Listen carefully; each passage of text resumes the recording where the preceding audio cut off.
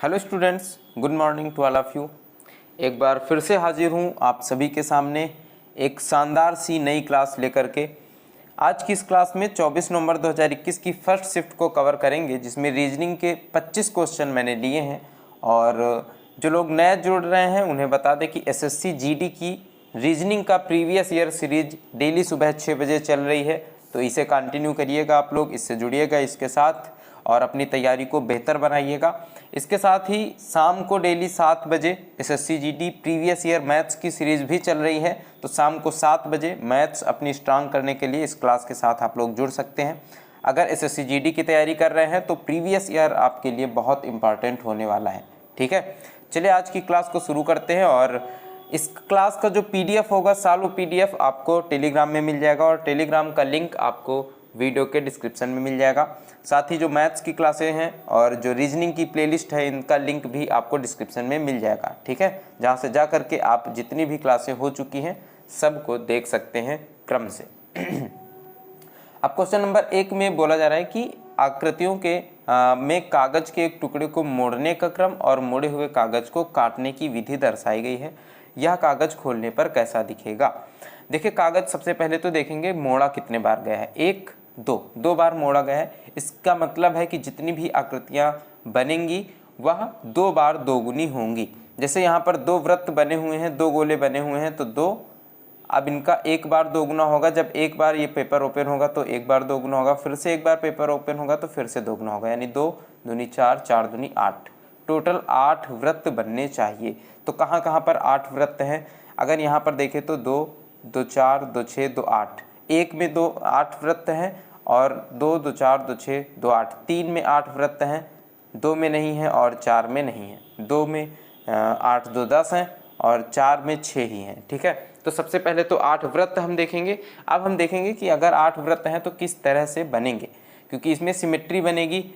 आप ये मान सकते हैं कि जहाँ से दर्पण ये मोड़ा जा रहा है पेपर, वहाँ पर आप ये मान लीजिए कि यहाँ पर एक दर्पण रखा हुआ है। जब पेपर ओपन होगा बिल्कुल दर्पण की छवि जैसा ही आकृति बनेगी, यानी यह पेपर जब इस तरह से ओपन होगा तो यहाँ पर इस तरह से 2 वृत्त बन जाएंगे। ठीक है, तो यहाँ पर अगर आप देखेंगे तो एक ही वृत्त है और एक वृत्त यहाँ पर और बनना चाहिए, जो कि कहाँ पर बना हुआ है, इस कोने में बना हुआ है, जबकि यहाँ पर कोने में कहीं पर भी इस पेपर को नहीं काटा गया है। इसका मतलब पहला तो बिल्कुल गलत हो जाएगा। ऑप्शन 1 ही बचा है, ऑप्शन 3 यहाँ पर राइट आंसर हो जाएगा। इस तरह से बन जाएगा और जब यह पेपर इस तरह से रहेगा, इधर ओपन किया जाएगा तो सेम टू सेम 4 वृत्त इधर भी बन जाएंगे। क्लियर है, आगे बढ़ते हैं अगले क्वेश्चन में। एक निश्चित कूट भाषा में FLOAT को लिखा जाता है ROUCLAIM को लिखा जाता है OAV। तो बताएं ARMED को क्या लिखा जाएगा। यहाँ पर हम क्या करेंगे, इनके क्रमांक लिख लेंगे, क्रम नंबर लिख लेंगे। 6 12 15 1 20, 3 12 1 9 13, 15 1 22, 18 15 21।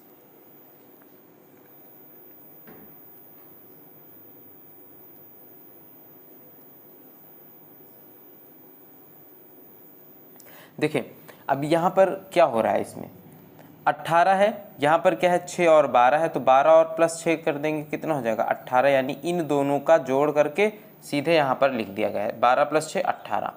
ओ को एज इट इज़ ओ लिख दिया गया, यानी 15 का 15 ही हो जाएगा। 20 + 1 21, लास्ट वाले दोनों को जोड़ करके इधर तीसरा अक्षर लिख दिया गया है। ठीक है, इसी तरह से यहाँ पर भी 12 + 3 15, ए को एज इट इज़ लिख दिया गया और लास्ट वाले फिर से जोड़ दिए गए। कितना आ गया है 9 और 13 22 आ जाएगा। इसी तरह से स्टार्टिंग वाले 2 जोड़ लेने, 18 + 1 19 और 19 का मतलब S। M को एज इट इज़ लिख देंगे M। 5 और 4 कितना हो जाएगा 9 और 9 का मतलब I, तो SMI यहाँ पर पहला ऑप्शन सही हो जाएगा। ठीक है, क्वेश्चन नंबर 3 में पूछा जा रहा है कि दिए गए विकल्पों में से उस संख्या का चयन करें जो निम्नलिखित श्रेणी में प्रश्न चिन्ह के स्थान पर आ सकती है। बहुत ही शानदार क्वेश्चन है, बहुत ही बेहतरीन प्रश्न है। मैंने आपको क्या बताया था कि 99% क्वेश्चन ऐसे होते हैं जहाँ पर आप अंतर निकाल करके चेक कर सकते हैं, लेकिन यह एक ऐसा प्रश्न है जहाँ पर आप अंतर निकाल करके चेक नहीं कर पाएंगे।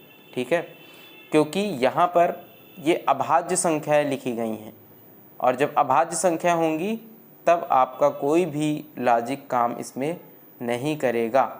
ठीक है, तब आपको ये पता लगाना होगा कि इसमें अभाज्य संख्याओं का कौन सा क्रम चल रहा है। तो अगर आप देखेंगे तो 2 सबसे छोटी और पहली अभाज्य संख्या है, उसके बाद एक अभाज्य संख्या आती है 3, जो कि यहाँ पर नहीं है, 3 यहाँ पर मिस कर दी गई यानी हटा दी गई। इसके बाद डायरेक्ट लिख दिया गया है 5, और 5 के बाद अभाज्य संख्या क्या आती है 7, और 7 के बाद आती है 11, तो 7 नहीं लिखा गया, इसके बाद 11, यानी एक अभाज्य संख्या को छोड़ करके उसकी अगली अभाज्य संख्या यहाँ पर लिखी जा रही है इस सीरीज में।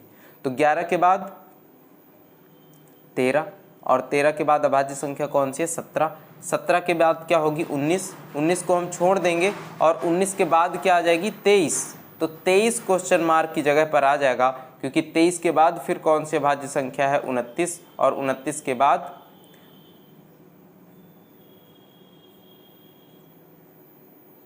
31। ठीक है, 31 यहाँ पर लिख दिया गया है, और फिर 31 के बाद क्या होता है 37, और फिर 37 ना लिख करके क्या लिखा गया है 41 लिखा गया है, यानी एक एक अभाज्य संख्या छोड़ करके उसकी अगली अभाज्य संख्या लिखा जा रहा है। यानी 2 के बाद 3 छोड़ा गया 5 लिखा गया, 5 के बाद 7 छोड़ा गया 11 लिखा गया, 11 के बाद 13 छोड़ करके 17, 17 के बाद 19 छोड़ा जाएगा तो 23 लिख दिया जाएगा, यानी ऑप्शन 4 यहाँ पर सही होगा। इसी तरह से आगे भी 23 के बाद 29 छोड़ा जाएगा 31 लिखा गया है, 31 के बाद 37 छोड़ करके 41 लिखा गया है। ठीक है, क्लियर है। आगे बढ़ते हैं अगले क्वेश्चन में। क्वेश्चन नंबर 4, इस आकृति को ऑब्जर्व करना है कि यहाँ पर हो क्या रहा है, और बताना है कि क्वेश्चन मार्क के स्थान पर कौन सी आकृति आएगी। अगर आप यहाँ पर देख रहे होंगे तो बस 90 डिग्री लेफ्ट साइड में टर्न हो रहा है, यह आकृति 90 अंश बाईं ओर मुड़ रही है। जिस तरह से ये इधर इस तरह से बना हुआ है, ठीक है, कुछ कुछ ऐसा बना हुआ है, 90 डिग्री इधर मुड़ जाएगा तो इस तरह से बन जाएगा, और देखिए उसी तरह से यहाँ पर बना हुआ है, फिर से यह 90 डिग्री बाईं ओर मुड़ेगी तो ये ऊपर की ओर हो जाएगा। अब जब फिर से यह 90 डिग्री बाईं ओर घूमेगी तो यह जो लंबा वाला पार्ट बना है यह इस दाईं तरफ बन जाएगा, और जो ये वर्गाकार पार्ट है यह बाईं तरफ बन जाएगा। यानी ऑप्शन पहला, तीसरा और चौथा सही होने की संभावना है, दूसरा तो बिल्कुल गलत हो जाएगा। अब आपको देखना है कि एज इट इज़ जो यहाँ पर चित्र बना हुआ है वही यहाँ पर बनना चाहिए। तो यहाँ पर आप देखेंगे डबल लाइन है और यहाँ पर डबल लाइन नहीं है ऑप्शन 4 में, तो ऑप्शन 4 तो गलत होगा। ठीक है, 1 और 3 सही हो सकता है। अब आप देखेंगे कि यहाँ पर ये जो लंबा वाला पार्ट है इसमें ये कलर हुआ है, और यहाँ पर दोनों लंबे वाले पार्ट में कलर हुआ है, लेकिन अब आप यहाँ पर देखेंगे यहाँ पर नीचे कलर है और यहाँ पर ऊपर कलर है, तो कौन सा सही होगा यह आपको देख लेना है। यहाँ पर देखें दाईं तरफ वाला ये कलर है, और यहाँ पर ये ऊपर है, ये भी दाईं तरफ वाला, यहाँ पर भी दाईं तरफ वाला, तो जब ये इस साइड होगा तो दाईं तरफ वाला ही कलरफुल होगा, यानी ऑप्शन 1 सही हो जाएगा, ऑप्शन 3 भी गलत हो जाएगा। क्लियर है। आगे बढ़ते हैं अगले क्वेश्चन में। दी गई शीट को मोड़कर एक घन बनाया जाता है। इस तरह बने घन में सी दर्शाने वाले फलक के विपरीत वाले फलक पर कौन सा अक्षर होगा। एक अक्षर छोड़ दें तो विपरीत हो जाता है, यानी ई के विपरीत जी होगा, ई के विपरीत जी और एफ के विपरीत डी।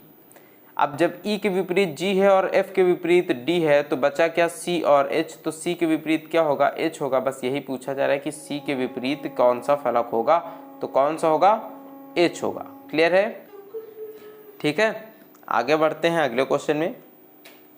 क्वेश्चन नंबर 6, किसी कूट भाषा में निश्चित कूट भाषा में लेआउट को लिखा जा रहा है WRRVDI, LAYOUT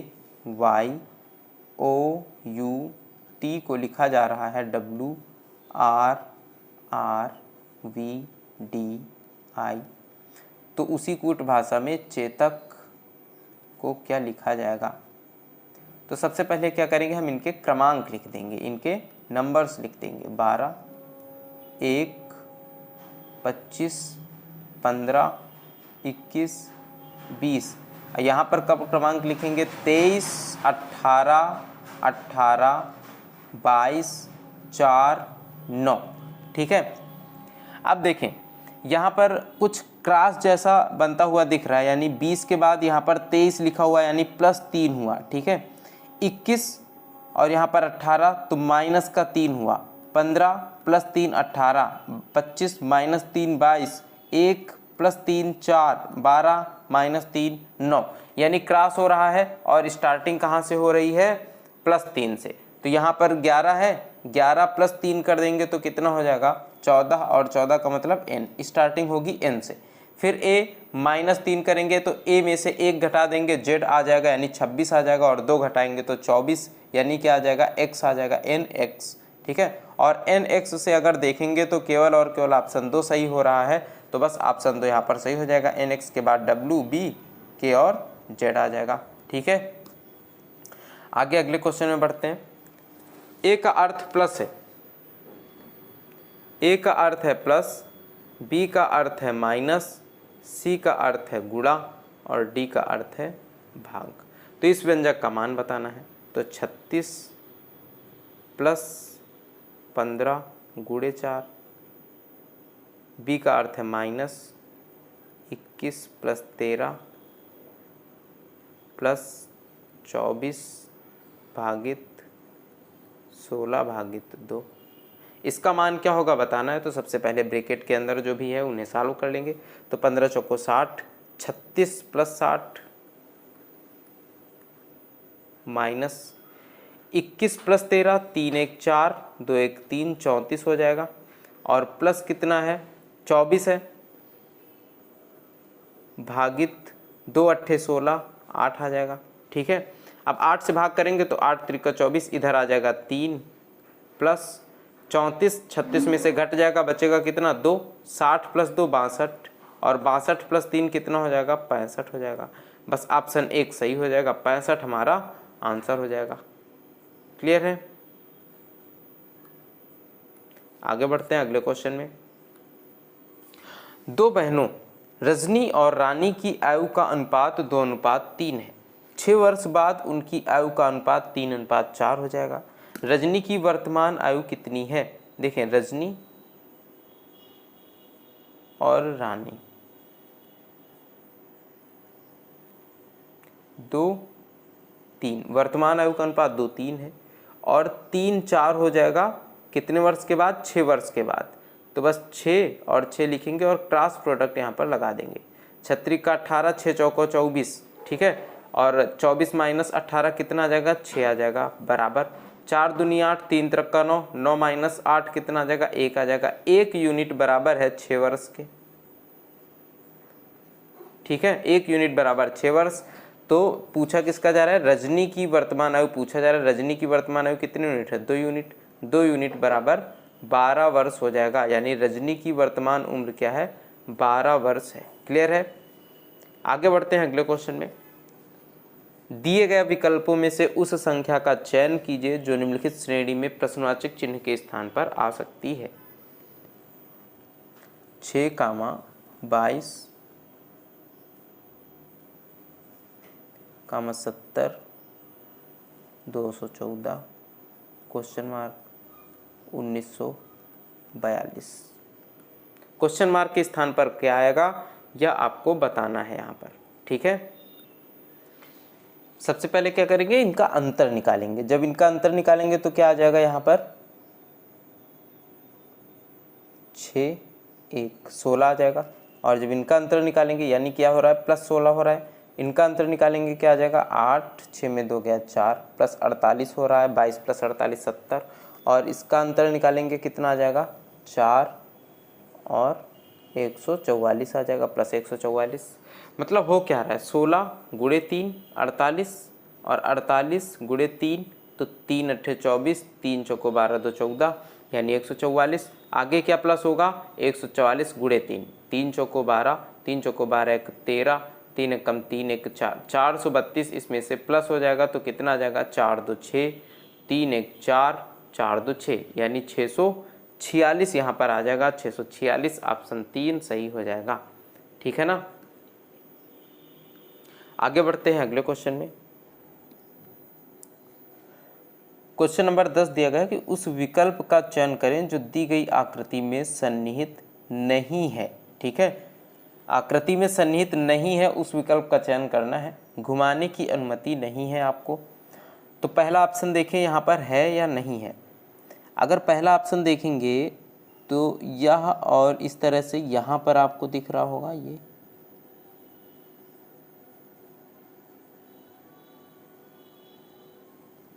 ये इतना हुआ और इसके आगे यह भी पार्ट बना हुआ है, तो इसे भी बढ़ा देंगे तो पहला ऑप्शन तो यहाँ पर मिल जाएगा। ठीक है, मतलब इसमें सन्निहित है। दूसरा ऑप्शन अगर देखेंगे तो आगे बस यह लाइन यहाँ पर जो बनी है यह नहीं है, बाकी सेम टू सेम है, इसका मतलब दूसरा भी यहाँ पर मिल जाएगा। ठीक है, अगर यहाँ पर तीसरे ऑप्शन की बात करी जाए तो कुछ इस तरह से यहाँ पर आपको ये देखने को मिल रहा है।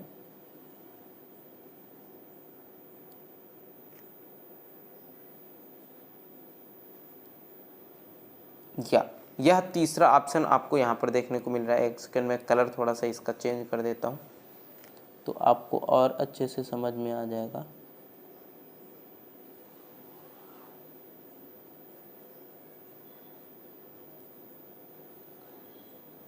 ये देखिए तीसरा ऑप्शन यहाँ पर मिल रहा है। जब 3 ऑप्शन में मिल रहे हैं इसका मतलब यह चौथा ऑप्शन जो होगा यह हमें नहीं मिल रहा होगा। यहाँ पर जो है इस तरह से कुछ आकृति यह बनी हुई है, यह आपको वर्ग यहाँ पर दिख रहा है, लेकिन यहाँ पे ये जो बीच वाली लाइन है ना, यह आपको यहाँ पर कहीं नहीं दिख रही है। यहाँ पर अगर एक लाइन इस तरह से बीच में बनी होती इसको ज्वाइन करते हुए तो यह आकृति भी इसमें मिल जाती, लेकिन ऐसा कुछ भी नहीं है। तो ऑप्शन 4 ही यहाँ पर सन्निहित नहीं है। ऑप्शन 4 क्या होगा, सही उत्तर हो जाएगा। क्लियर है, आगे बढ़ते हैं अगले क्वेश्चन में। उस अक्षर समूह का चयन करें जो निम्नलिखित श्रृंखला में प्रश्न चिन्ह के स्थान पर आ सकता है। यहाँ पर कौन सा आ सकता है बताना है। तो इनके नंबर्स लिख लेंगे 19, 18, 17 और फिर PON यानी 16, 15, 14। तो क्या हो रहा है 19, 18, 17 और 17 के बाद फिर 16, 15, 14। तो 14 के बाद क्या आएगा 13, 12, 11 और 13, 12, 11 का मतलब MLK यहाँ पर ऑप्शन 2 राइट आंसर हो जाएगा। ठीक है, उसके बाद के बाद देखिए क्या आ रहा है J यानी 10, 9, 8। तो इसका मतलब MLK आपका बिल्कुल ही सही है। ठीक है, आगे बढ़ते हैं अगले क्वेश्चन में। विटीकल्चर, विटीकल्चर का अंगूर से वही संबंध है। अंगूर की खेती को क्या कहते हैं, विटीकल्चर कहते हैं। ठीक है, जो फ्लोरिकल्चर, फ्लोरिकल्चर यानी फूलों से संबंधित है, फूलों की खेती को फ्लोरिकल्चर कहा जाता है। तो फूलों से संबंधित है, ऑप्शन 1 सही हो जाएगा। ठीक है, आगे बढ़ते हैं अगले क्वेश्चन में।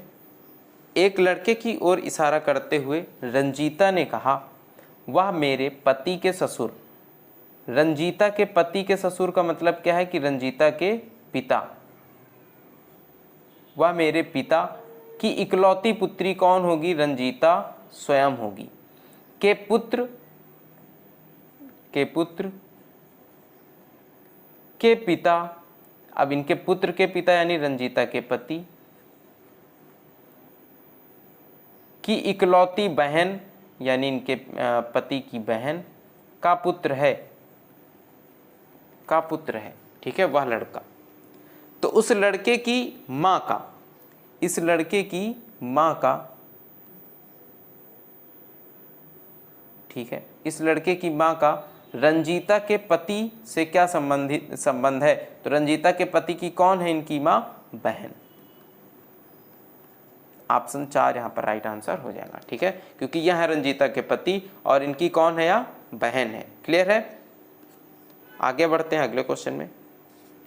क्वेश्चन नंबर 14 में बोला जा रहा है कि उस सही विकल्प का चयन कीजिए जो दिए गए शब्दों के उस क्रम को दर्शाता है जिस क्रम में वे अंग्रेजी शब्दकोश में मौजूद होते हैं। ऑप्शन से आपको चेक कर लेना है। 2 तो सभी ऑप्शन में है तो 2 आपको चेक ही नहीं करना है, आपको पता है कि 2 सबसे पहले आ जाएगा। उसके बाद 3, 3, 3 और 4 है तो 4 और 3 को केवल चेक कर लेते हैं। A, C, C, उसके बाद O है, इधर E है, E पहले आता है तो 2 के बाद क्या आएगा, 3 आएगा। इसका मतलब ये 4 वाला ऑप्शन तो बिल्कुल गलत हो जाएगा और यहाँ पर 3 को भी हटा देंगे। अब बचा क्या 3 के बाद 4 और 1, तो 4 और 1 को चेक कर लेते हैं। ACC और ACO है, C पहले आता है तो 2 3 के बाद 4 आएगा, 2 3 के बाद 1 जहाँ पर है उसे हटा देते हैं। 2 3 4 और 4 के बाद क्या करना है चेक, 5 और 1 को चेक कर लेना है। तो AC इधर है T और इधर है O। O का क्रमांक होता है 15 और T का होता है 20। तो कौन सा पहले आता है, O आता है क्योंकि इसका क्रमांक है 15, 15वें नंबर पर आ जाता है। तो 4 के बाद क्या हो जाएगा, 1 आ जाएगा, फिर 5 आ जाएगा, 23 415। ऑप्शन 1 सही हो जाएगा, ऑप्शन 3 गलत हो जाएगा। क्लियर है, आगे बढ़ते हैं। देखिए यहाँ पर क्वेश्चन नंबर 15 दिया ही नहीं गया है, ठीक है। तो PDF जो मेरे पास था उसमें क्वेश्चन नंबर 15 और उसके ऑप्शन कुछ इस तरह से गायब थे, इसलिए इस प्रश्न को स्किप करना पड़ेगा। और इसी तरह से एक प्रश्न आगे और भी गायब है, तो जो गायब है उसे मैं नहीं करा सकता हूँ, है ना। क्वेश्चन नंबर 16, उस विकल्प का चयन करें जिसका तीसरी संख्या से वही संबंध है जो दूसरी संख्या का पहली संख्या से है और छठी संख्या का पांचवी संख्या से। देखिए कौन सा ऑप्शन सही होगा। सबसे पहले तो ये चेक करेंगे कि दूसरी संख्या का पहली संख्या से क्या संबंध है। यहाँ पर 7 है, यहाँ पर 113 है, तो 7 का स्क्वायर करेंगे, कितना आ जाएगा, 7 7 49, और 8 का स्क्वायर करके इसमें जोड़ देंगे, प्लस 8 का स्क्वायर यानी 8 8 64। जब इसमें 8 का स्क्वायर जोड़ देंगे तो कितना आ जाएगा, 113 आ जाएगा। यानी कि जो संख्या दी गई है उसका स्क्वायर प्लस इसकी अगली संख्या का स्क्वायर इसमें जोड़ देंगे तो हमें यह संख्या प्राप्त हो जाएगी। इसी तरह से यहाँ पर चेक कर लेते हैं कि पांचवी और छठी संख्या में क्या जो है संबंध है। तो 15 है, 15 का स्क्वायर प्लस 16 का स्क्वायर इसकी अगली संख्या का स्क्वायर, तो 15 का स्क्वायर होगा 225 और 16 का स्क्वायर कितना होगा, 256। इन दोनों को जोड़ देंगे, कितना आ जाएगा, 481 आ जाएगा, ठीक है। तो कुछ यही संबंध है, यानी जो संख्या यहाँ पर लिखी हुई है इसका स्क्वायर प्लस इसकी अगली संख्या का स्क्वायर, यहाँ पर यह हमें प्राप्त हो जाएगा।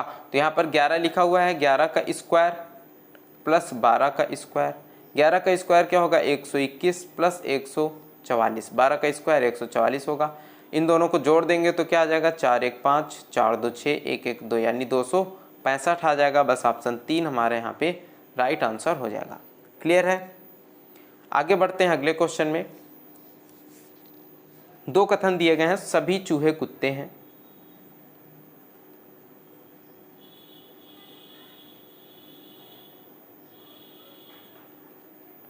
कुछ चूहे मुर्गियां हैं, तो कुछ चूहों को क्या बना देंगे, मुर्गियां बना देंगे।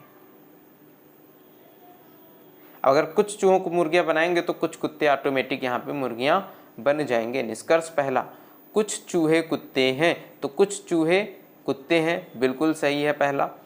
कुछ मुर्गियां चूहे हैं, कुछ मुर्गियां चूहे हैं, दूसरा भी बिल्कुल सही है। इसका मतलब है कि निष्कर्ष 1 और निष्कर्ष 2 दोनों पालन करते हैं। यहाँ पे ऑप्शन 4 सही हो जाएगा, निष्कर्ष 1 और 2 दोनों ही पालन करते हैं। देखें, अगर सभी चूहे कुत्ते हैं तो कुछ चूहे 100% कुत्ते होंगे, यानी पहला निष्कर्ष भी यहाँ पर बिल्कुल सही होगा, ठीक है। अगर यहाँ पर कथन में बोला जाता कि कुछ चूहे कुत्ते हैं, फिर यहाँ पर निष्कर्ष में भी यही बोल दिया जाता कि कुछ चूहे कुत्ते हैं, तो फिर इसे गलत माना जाता है, SSC इसे गलत मानता है। लेकिन अगर सभी चूहे कुत्ते हैं दिया जा रहा है तो कुछ चूहे कुत्ते हैं, निष्कर्ष बिल्कुल सही होगा। इसलिए यहाँ पर दोनों निष्कर्ष अनुसरण करेंगे, ठीक है। क्वेश्चन नंबर 18 भी इसी तरह से ब्लैंक था, कोई भी क्वेश्चन इसमें नहीं दिया गया था, ठीक है, मतलब इस PDF में नहीं था, तो इसीलिए इसे भी स्किप करते हैं। आगे बढ़ते हैं अगले क्वेश्चन में, क्वेश्चन नंबर 19 में। अक्षरों के उस संयोजन का चयन कीजिए जिसे दी गई श्रृंखला के रिक्त स्थानों में क्रमबद्ध रूप से रखने पर श्रृंखला पूर्ण हो जाएगी। सबसे पहले तो इन्हें गिन लेंगे, 1 2 3 4 5 6 7 8 9 10 11 12 13 14 15। 15 का मतलब 5 3 15, या तो 3 3 के 5 सेट होंगे या 5 5 के 3 सेट होंगे। तो अक्षर देखेंगे कितने हैं, OKMPA यानी 5 अक्षर हैं, तो हो सकता है कि 5 5 के 3 सेट यहाँ पर बने हों, ठीक है। तो 5 5 अक्षरों को अलग कर लेंगे, 1 2 3 4 5 अलग कर लेंगे, 1 2 3 4 5 अलग कर लेंगे, 1 2 3 4 5, ठीक है। अब हमें क्या करना है, एक दूसरे ग्रुप की हेल्प से हमें मान रख देना है। तो ओ के बाद पी, ओ के बाद देखिए यहाँ पर क्या आ रहा है, पी आ रहा है, तो यहाँ पर भी क्या लिख देंगे, पी रख देंगे। लास्ट में इधर ए आ रहा है, इधर क्या रख देंगे, ए रख देंगे। तो पी, अब देखें हमें एक ग्रुप मिल गया ना, क्या है, ओ पी के एम ए, तो सब में यही होगा, ओ पी के एम ए, ओ पी के एम ए। तो अब देखें हमने क्या क्या फिल किया है, पी ए एम पी के, पी ए एम पी के, कौन से ऑप्शन में है, ऑप्शन 2 में है, पी ए एम पी के। ठीक है, ऑप्शन 2 राइट आंसर हो जाएगा। अगर आपको कोई भी डाउट रहता है किसी भी क्वेश्चन में तो दोस्त कमेंट करके आप लोग बता दीजिएगा क्वेश्चन नंबर के साथ। मैं पूरी कोशिश करूंगा कि आपका जो डाउट है उसे मैं क्लियर कर सकूं। ठीक है, बाकी क्लास आपको कैसी लग रही है कमेंट करके ज़रूर बताइए। क्लास पसंद आया तो लाइक भी करिए, आप लोग लाइक नहीं करते हैं, लाइक करने में कंजूसी बिल्कुल भी मत करिए। और अगर आपको लगता है कि यह क्लासें आपके अलावा इनका लाभ कोई और भी ले सकता है तो आप इसे कृपया करके अपने दोस्तों के साथ भी शेयर कर दीजिए, जो लोग SSC GD की तैयारी कर रहे हैं। ठीक है, उन्हें भी इसका लाभ मिले जिससे कि, ठीक है। और जब आप मेरी क्लासेस को शेयर करते हैं तो आप मेरी हेल्प भी करते हैं। ठीक है, तो मेरी भी हेल्प करना तो बनता ही है, क्योंकि मैं आप लोगों के लिए इतनी मेहनत कर रहा हूँ। यहाँ पर देखिए मैं आपके जो ऑप्शन है, कौन सा सही है कौन सा गलत है, इसे छिपाता हूँ, एक एक क्वेश्चन को करेक्ट करता हूँ। ठीक है, तो आप लोग भी मेरे लिए इतना कर ही सकते हैं। चलिए इस क्वेश्चन में आते हैं, देखते हैं क्या हो रहा है। 6 7 13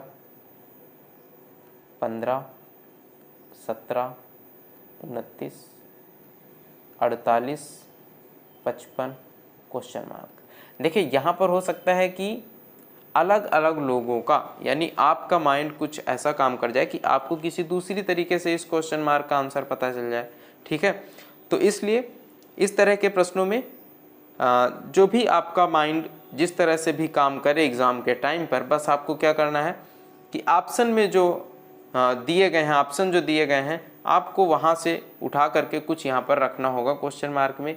यानी आपको कोई ना कोई आंसर ऐसा ढूंढना होगा, और वो आंसर जो होगा वो लॉजिकल होना चाहिए, मतलब कुछ ना कुछ उसमें लॉजिक ज़रूर होना चाहिए। ऐसा नहीं है कि आप कुछ भी उठा करके रख दें। ठीक है, कुछ ना कुछ लॉजिक के साथ होना चाहिए, तभी यहाँ पर आंसर माना जाएगा।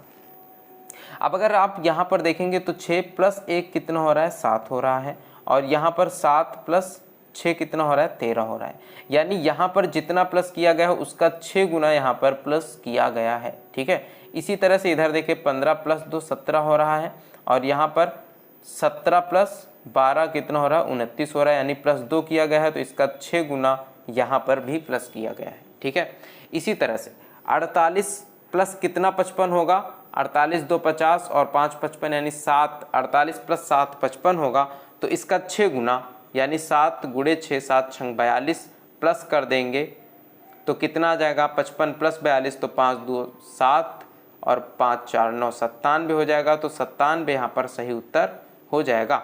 इस तरह से आपको कोई ना कोई यहाँ पर लॉजिक ढूंढना है। हो सकता है कि आपका 97 आंसर आ रहा हो किसी और लॉजिक के साथ। ठीक है, लेकिन अगर 97 आंसर आ रहा है आपका किसी और लॉजिक के साथ तो आपका लॉजिक बिल्कुल भी गलत नहीं है, क्योंकि इस तरह के प्रश्नों में लुप्त पद में कई सारे लॉजिक होते हैं और अलग अलग तरीके के अलग अलग तरह से लॉजिक लगा करके आप उसी आंसर तक पहुंच सकते हैं। ठीक है, बस अगर आपका लॉजिक सही होगा तो आपका आंसर भी सही आएगा।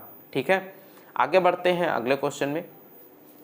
एक निश्चित कूट भाषा में रैट को 39 लिखा जाता है, तो रैट के अगर नंबर हम लिख लें तो 18 + 1 + 20 कितना होगा, 18 × 19 और 20 39, यानी इन सभी को जोड़ देंगे तो 39 आ जाएगा। इसी तरीके से डॉग है, और डॉग के नंबर लिखेंगे तो 4 + 15 + 7, 7 4 11 और 15 कितना हो जाएगा, 26। ठीक है, इनको भी जोड़ लिया तो 26।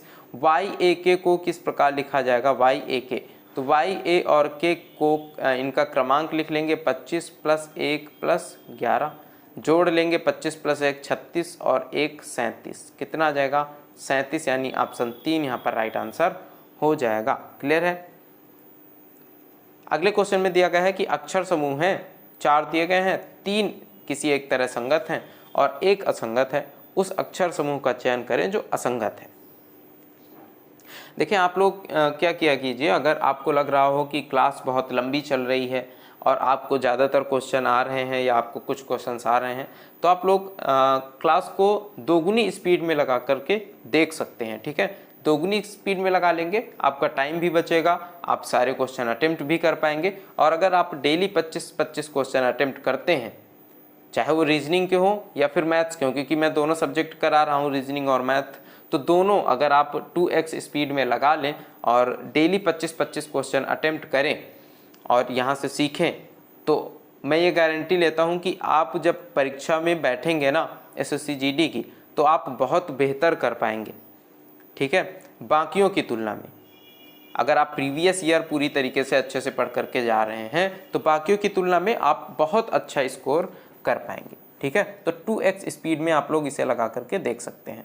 अब हमें संगत और असंगत ढूंढना है, तो हम क्या करेंगे, यहाँ पर इनके क्रमांक लिख लेंगे, 7, 9, 13, 21, और यहाँ पर क्रमांक लिखेंगे 4, 6, 10, 16, 14, 16, 20, 26, 6, 8, 12, 18, 6, 8, 12, 18, यानी 6 + 2 8, 8 + 4 12, और 12 + 6 18, यानी +2 + 4 + 6 हो रहा है।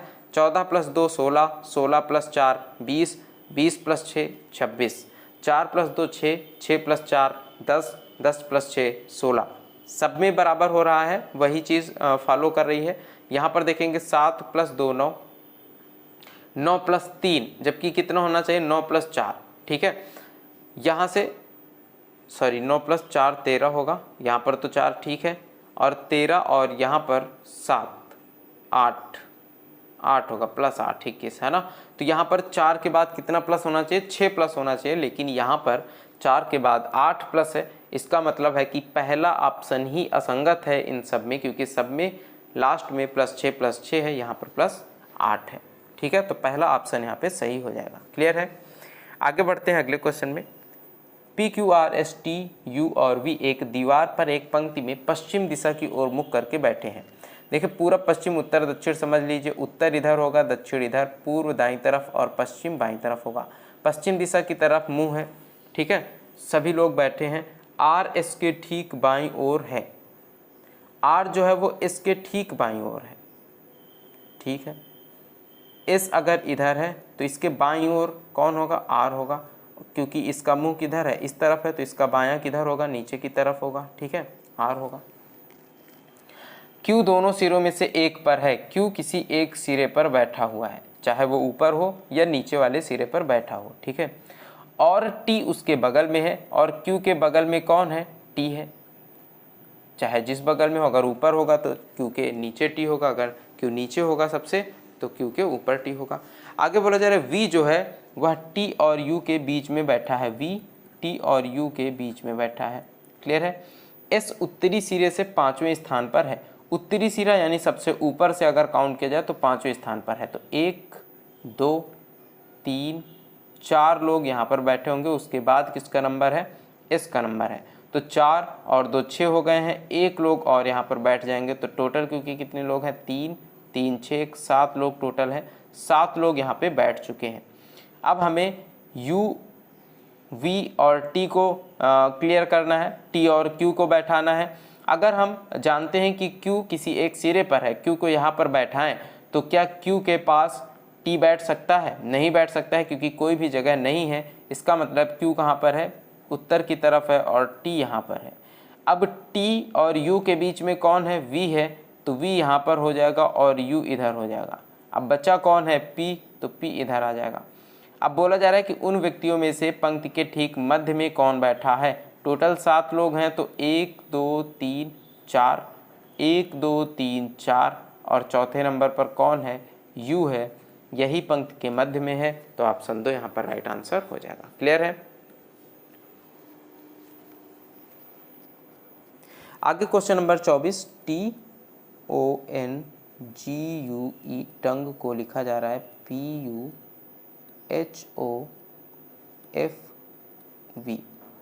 तो मास्टर MASTER को क्या लिखा जाएगा? अगर आप नंबर लिखते हैं तो 20, 15, 14, 7, 21, 5, 22, 6, 15, 8, 21, 16। क्या कुछ दिख रहा है आपको? कुछ समझ में आ रहा है?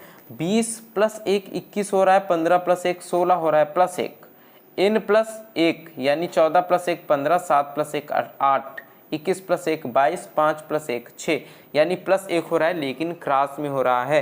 तो 1 + 1 कितना हो जाएगा? 2 यानी b। m + 1 n, t + 1 20 + 1 21 और 21 का मतलब u, s + 1 20 यानी t, r + 1 s, e + 1 5 + 1 6 यानी f।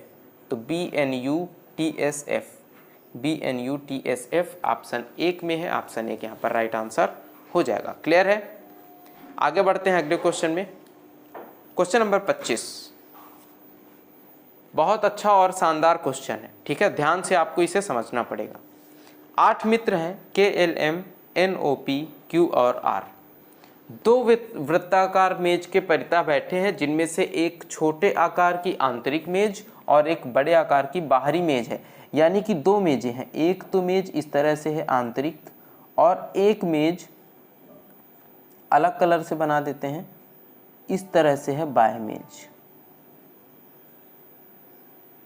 और दोनों के केंद्र जो है वह समान है, ठीक है। दोनों वृत्ताकार मेजों के केंद्र समान है। प्रत्येक मेज प्रत्येक मेज पर 4 व्यक्ति एक दूसरे से समान दूरी पर केंद्र की ओर मुख करके बैठे हैं। 4 व्यक्ति बैठे हैं दोनों मेजों में और केंद्र की ओर मुख है। तो इस तरह से यहाँ पर 1 2 3 4 बैठेंगे और यहाँ पर भी 4 व्यक्ति बैठ जाएंगे। इतना क्लियर है? ठीक है, चलिए आगे बढ़ते हैं, आगे पढ़ते हैं। ML के दाईं ओर ठीक बगल में बैठा है, लेकिन पता नहीं है ना M कहाँ है L कहाँ है, तो अभी नहीं रखते, क्योंकि M इधर अंदर वाले वृत्ताकार मेज में बैठा है या बाहर वाले वृत्ताकार मेज में बैठा है, कुछ पता नहीं है। तो बस इतना लिख लेते हैं, M जो है वो जो है L के ठीक दाईं ओर बगल में बैठा है, ठीक है। Q और N दक्षिण में बैठे हैं। Q और N कहाँ पर है? दक्षिण में। और दक्षिण दिशा कौन सी है? या, क्योंकि अभी हमने आपको बताया था उत्तर, दक्षिण, पूर्व, पश्चिम। तो दक्षिण कौन सा है? नीचे वाली दिशा। तो कहाँ पर Q और N बैठे हैं? दक्षिण दिशा में बैठे हैं। इसे हम थोड़ी देर के लिए ऐसे ही लिखा रहने देते हैं, आगे बढ़ते हैं। सबसे पहले तो हमें यह पता करना होगा कि आंतरिक मेज में कौन कौन बैठा है और बाह्य मेज में कौन कौन बैठा है, या फिर कितने लोग बैठे हैं, यह पता चल जाए। जो भी हमें पता चल जाएगा वहाँ से हम आगे क्वेश्चन को बना लेंगे, ठीक है। R और L का मुख R और L की ओर मुख करके बैठे हैं दक्षिण दिशा में, ठीक है। M समान मेज पर O के सामने बैठा है।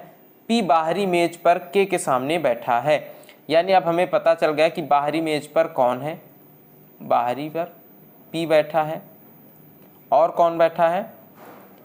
N समान मेज पर P और K के बीच बैठा है, यानी P, K और N एक समान मेज पर हैं, तो K और N भी बाहरी मेज पर बैठे हुए हैं, ठीक है। आगे बोला जा रहा है L समान मेज पर M और O के बीच बैठा है, यानी L, M और O एक ही मेज पर बैठे हुए हैं। तो बाहरी मेज पर तो बैठ नहीं सकते, क्योंकि एक मेज पर केवल 4 लोग ही बैठेंगे। तो आंतरिक मेज पर कौन कौन बैठा है? L, M और O, ठीक है। अब पढ़ते हैं यहाँ पर क्वेश्चन शुरुआत से, ठीक है। अब हमें पता चल गया कौन बाहरी मेज पर है, कौन आंतरिक मेज पर है। ML के ठीक दाईं ओर बगल में बैठा है, ठीक है, लिख लिया है। Q और N दक्षिण में बैठे हैं। N कहाँ पर है? बाहरी मेज में है और दक्षिण में है, तो N यहाँ पर बैठेगा। तो Q कहाँ बैठेगा? यहाँ पर, क्योंकि दोनों कहाँ पर हैं? दक्षिण दिशा पे बैठे हैं, ठीक है। Q और N दक्षिण में बैठे हैं और वे R और L की ओर मुख करके बैठे हैं। यानी कि अब L कहाँ पर होगा? या तो यहाँ पर बैठा होगा L, या तो यहाँ पर L बैठा होगा, ठीक है। लेकिन और क्या बोला जा रहा है? M जो है वो L के दाईं ओर ठीक बगल में बैठा है। और L कहाँ पर है? आंतरिक में बैठा है। इसका मतलब L यहाँ पर बैठा है, क्योंकि L इसके ठीक सामने है इनके, ठीक है। और L के ठीक दाईं ओर कौन है? M है। तो L केंद्र की ओर मुख है, ठीक दाईं ओर कौन होगा, m, तो m यहाँ पर हो जाएगा। ठीक है, क्लियर है। m l के दाईं ओर ठीक बगल में बैठा है। अब आगे पढ़ते हैं। और q और n दक्षिण में बैठे हैं और वो r और l की ओर मुख करके बैठे हैं, तो l अगर यहाँ पर है तो r यहाँ पर हो जाएगा। क्लियर है, r और l की ओर मुख करके बैठे हैं। अगर हम क्वेश्चन देखें कि पूछा क्या जा रहा है, तो पूछा जा रहा है कि बाहरी मेज पर उत्तर दिशा में कौन बैठा है। तो बाहरी मेज पर उत्तर दिशा में कौन बैठा है, r बैठा है। बस यहीं से हमारा आंसर यहाँ पे मिल जाएगा। ठीक है, अगर हम चाहें तो इसे और भी आगे बना सकते हैं। जैसे यहाँ पर m यहाँ पर बैठेगा ना, तो यहाँ पर क्या आगे क्या दिया जा रहा है, m समान मेज पर o के सामने बैठा है, यानी o यहाँ पर बैठा हुआ है। अब देखें o, m और l और q आंतरिक मेज पर है। अब आगे बोला जा रहा है कि p बाहरी मेज पर k के सामने बैठा है, तो p यहाँ पर भी हो सकता है और k भी हो सकता है। p और k यहाँ पर भी हो सकता है। अगर p इधर होगा तो इधर k होगा, अगर इधर p होगा तो इधर k होगा। ठीक है, तो बस इससे हमें कोई भी फर्क नहीं पड़ेगा, क्योंकि हमसे पूछा जा रहा है कि बाहरी मेज पर उत्तर दिशा में कौन बैठा है, तो उत्तर दिशा में कौन है, r बैठा है। ठीक है, तो यह थे आज के क्वेश्चन SSC GD के रीजनिंग के। कैसी लगी है क्लास कमेंट करके ज़रूर बताइएगा। अगर क्लास आपको पसंद आई है, अच्छी लगी है, तो लाइक कर दीजिएगा। ठीक है, और बहुत सारे लोग वीडियो देखते हैं, क्लास में पढ़ रहे हैं, देख रहे हैं, लेकिन आप लोगों ने चैनल नहीं सब्सक्राइब किया है, तो कृपया करके चैनल को भी ज़रूर सब्सक्राइब करें। ठीक है, इससे मुझे बहुत मोटिवेशन मिलता है। और आपको क्लास कैसी लगी है कमेंट करके बताएं, या फिर अगर आपका कोई भी डाउट है तो आप कमेंट करके क्वेश्चन नंबर के साथ बताएं ज़रूर। ठीक है, और शेयर भी कर दें क्लास को। ठीक है, और मैं आप लोगों को मिलता हूँ नेक्स्ट क्लास में। तब तक के लिए बाय बाय, टेक केयर, जय हिंद।